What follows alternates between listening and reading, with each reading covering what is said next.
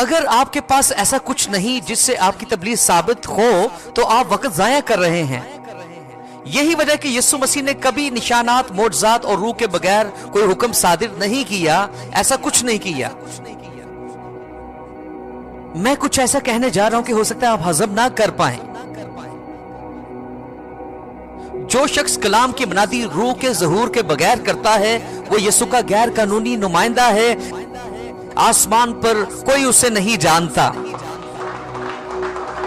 میں اسے پھر سے دہراتا ہوں، جو لوگ پیچھے بیٹھے ہیں، اگر آپ خادم یا خادمائے ہیں اور خدا کی خدمت روح کے ظہور کے بغیر کر رہے ہیں، جب میں خدا کی روح کی بات کر رہا ہوں تو اس میں شفا، رہائی کے معجزات کی بات نہیں کر رہا، بلکہ میں اس تبدیل کرنے والی قدرت کی بات کر رہا ہوں جو لوگوں کے دلوں کو تبدیل کرتی ہے، تاکہ وہ خدا کی آگ سے بھرے ہوئے لوگ بن جائے، تاکہ وہ اپنی پیٹھ دنیا کی طرف نہیں بلکہ اپنا چہرہ خدا کی طرف پھیریں اور کہیں اے خدا، جو تو مجھے کرنے کو کہے میں کہوں گا، جہاں تو کہے وہاں میں جاؤں گا، کیونکہ میں نے تیرا چہرہ دیکھ لیا ہے۔